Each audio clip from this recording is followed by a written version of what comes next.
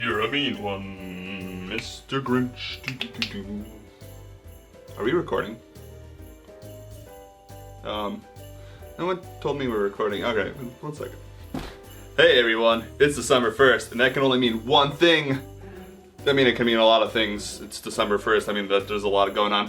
But it can only mean one thing for this channel, and that means we are starting FarmGoat Finds His Jollies. That means this is the first video out of 12 that will be coming out every other day, in which I will be reviewing a Christmas movie that my friend sent me in search of the Christmas spirit, or at least in search of finding out what the holiday spirit means to me. Something that I've never really done. That's kind of the point of this series, is to have a fun review, talk about some Christmas movies that people like, but also try to find the holiday spirit. I mean, that's noble, right? And to even make this better, we are starting off with one of the zaniest, craziest, carflopalin bobopadin, in how Dr. Seuss probably would call it, movies ever released, especially of the Christmas variety. We are talking about the year 2000 live-action remake of How the Grinch Stole Christmas. I mean, let's talk about it. Let's get into it. Let's do this. Boom!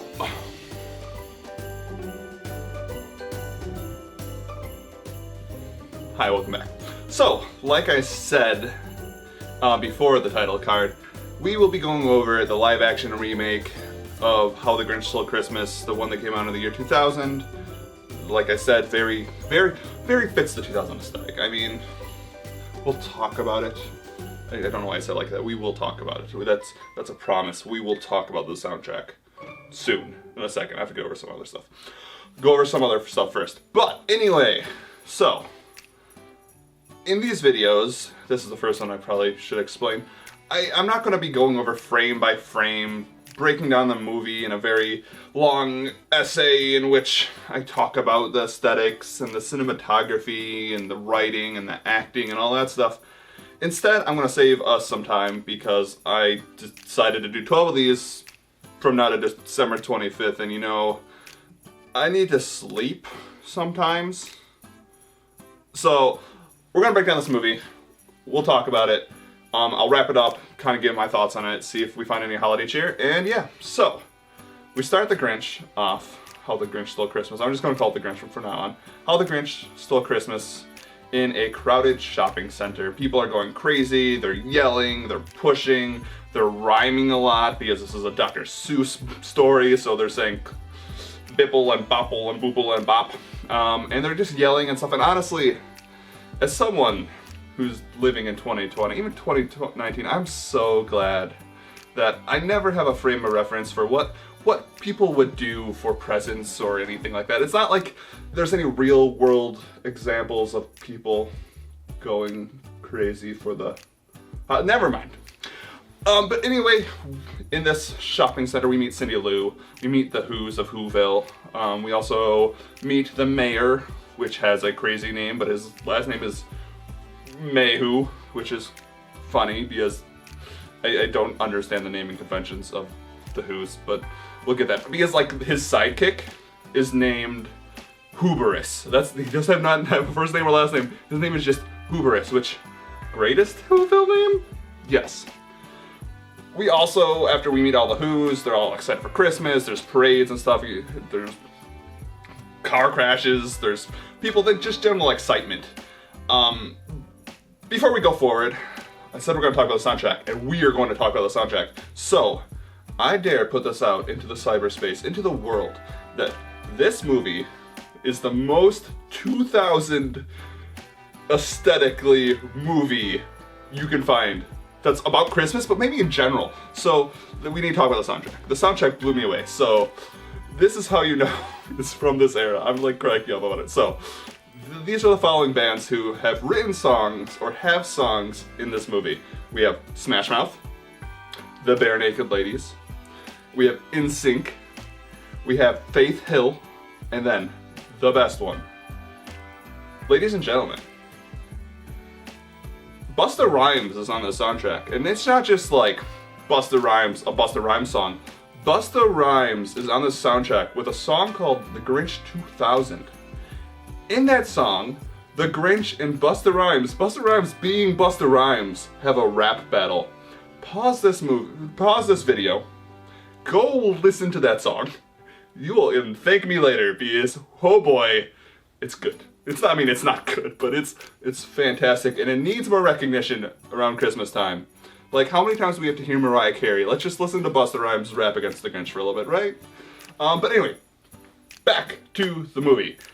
We have the Who's, and then on top of a mountain, which, very Tim Burton-esque mountain, I'm onto you, Ron Howard, we meet the Grinch, which is being played by Jim Carrey, and Jim Carrey is giving it his all. This is a fantastic Jim Carrey movie. I mean, he kills it as the Grinch, and this is me being as sincere as possible. He does a great job. The jokes in this movie are pretty humorous, and I found this movie overall to be really funny. So we meet the Grinch, and going forward with everything, the movie progresses. Cindy Lou almost gets murdered by the Grinch because the Grinch pushes her in like a conveyor belt, and there's like a Saw level trap where there's just a smasher going but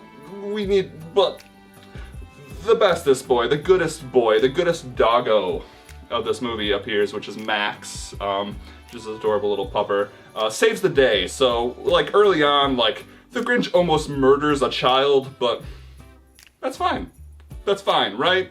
I mean, in the movie, it's fine. People talk. Cindy Lou is fine about it. Like, she wants to be friends with the Grinch. Just, this world is a little twisted. It's dark, and trust me, dark. Anyway, with Cindy Lou and the Grinch interacting, there's a whole thing about it. Cindy Lou goes around town trying to find out more about the Grinch. She finds out that the town doesn't really like him. He smells, he's green, he's hairy, he's evil, blah, blah, blah, blah, blah, blah. Anyway, she finds out the backstory of the Grinch, which is pretty tragic. So in Whoville society, and the Whoville, their babies aren't made like babies are made. That's not for me to explain to anyone, but they're actually brought down in Dr. Seuss style on cradles, and they're delivered, and there's a really funny scene with it. But the Grinch, instead of landing in front of a doorway where a loving family can take them in, lands in a tree outside of a Christmas party.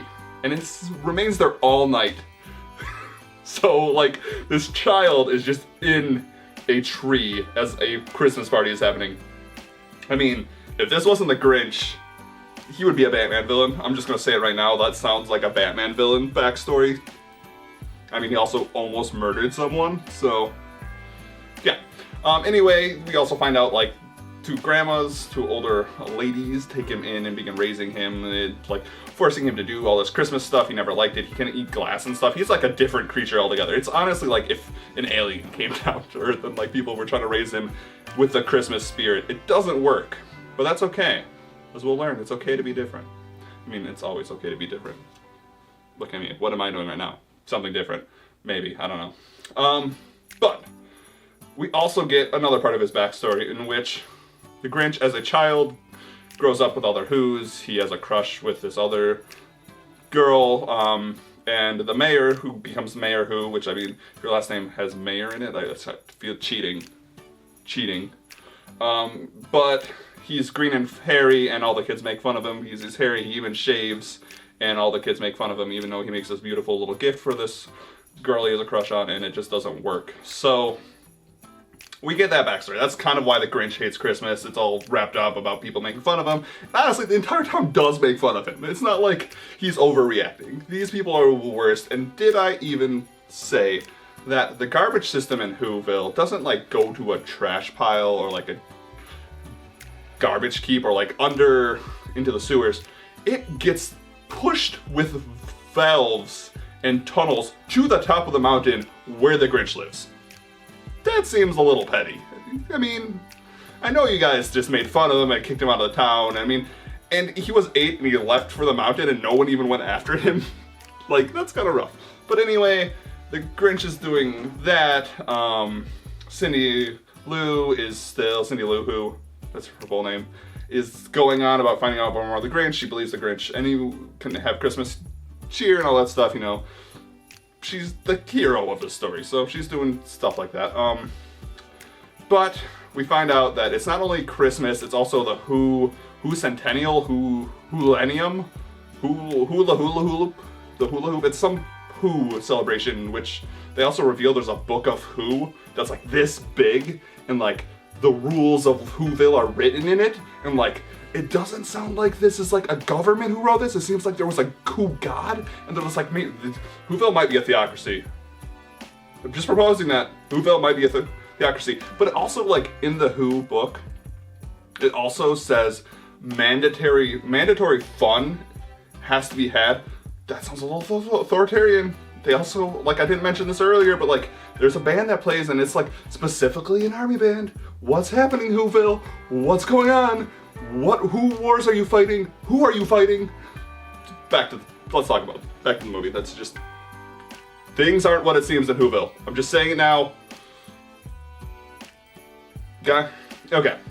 But anyway, there's this Who party, Who Centennial, and every year they elect someone to be like the head of Christmas and the head Who and stuff. So they end up nominating, well, Cindy Lou ends up nominating the Grinch, and the rest of the town is cool with it. Actually, the mayor's not cool with it, but the rest of the town is cool with it. So they're like, yeah, nominate him. But like, instead of any of the adults to go tell the Grinch is nominated, they have the 8-year-old girl climb the mountain to go tell the Grinch she's nominated, a person that they think is evil. And I mean, it's a mountain, but this is also the same town that let an 8-year-old run away and live in the mountains. So again, Whoville, what's going on?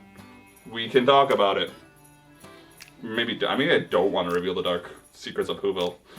Anyway, there's more shenanigans, more Christmas shenanigans. The Grinch accepts his nomination.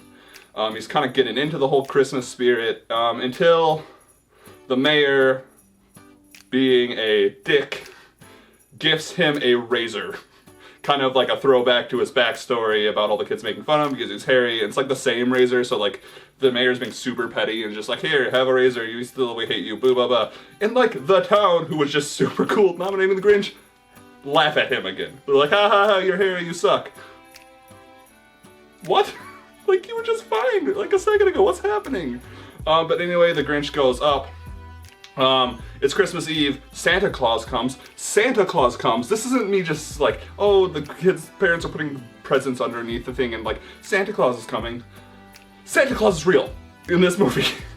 So why are they being super like crazed about buying presents if Santa Claus is real, bringing presents? Okay, despite the fact. Santa Claus comes, brings everyone's presents, so the Grinch decides to dress up as Santa Claus, makes Max a reindeer, adorable, best doggo still. Fantastic doggo.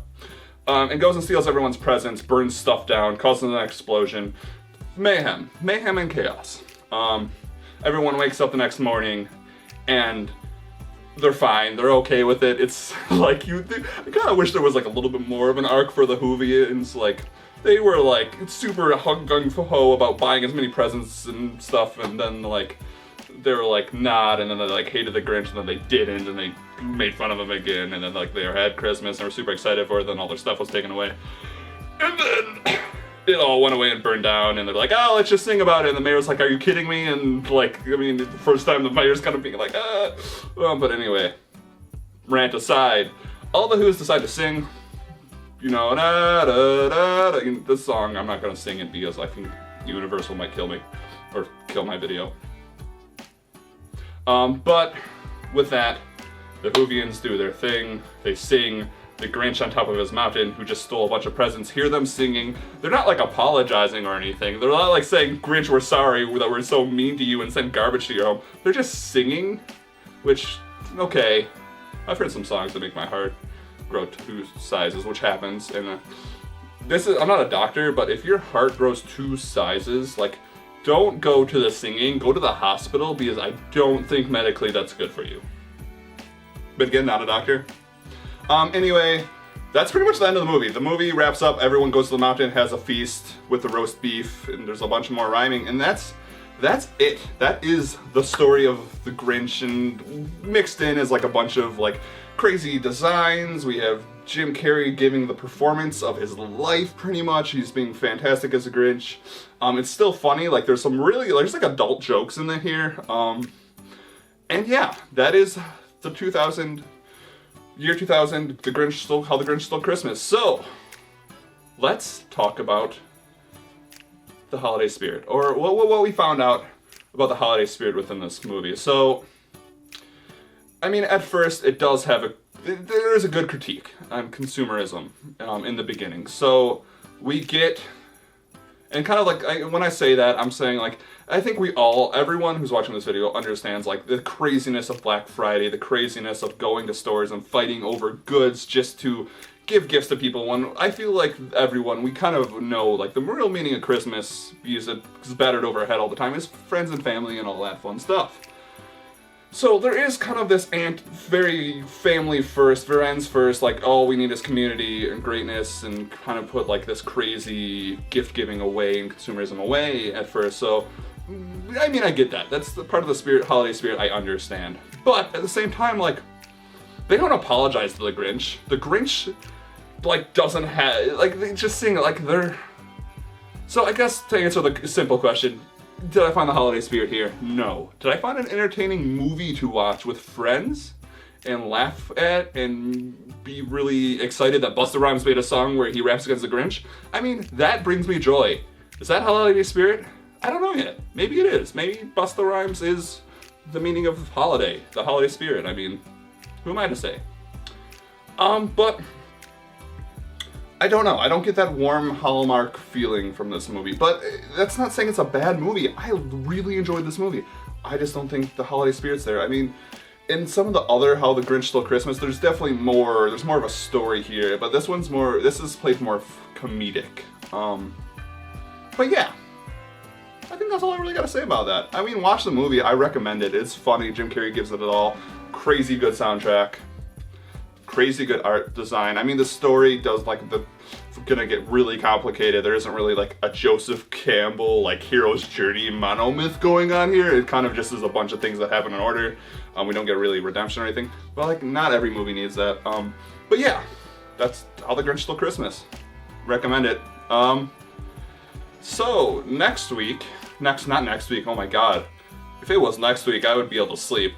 On Thursday, in 2 days, 2 days time, we will be talking about possibly my favorite Christmas movie of all time, and that is The Muppets Christmas Carol. So, I'm excited for that. I hope you enjoyed this video. If you did enjoy this video, I gotta do that YouTube thing. Like it if you liked it, subscribe if you want to see more of my videos, if you want to see more of this 12-part series, go ahead, you'll see it, you'll get notifications when they come out, which they're coming out every other day. And even if you don't do that, if you just enjoyed this video or watched it, or even thought my opinions were wrong, but still got a chuckle out of some of those goofy things I say, then thank you. Just thank you for watching. So yeah. It's kind of weird in these videos, but anyway. I'll see you guys in 2 days. Be excellent to each other. I hope you're staying safe in these weird times, in this weird month of December. And yeah, I'll see you guys then. Bye. Now that I think about it, I probably should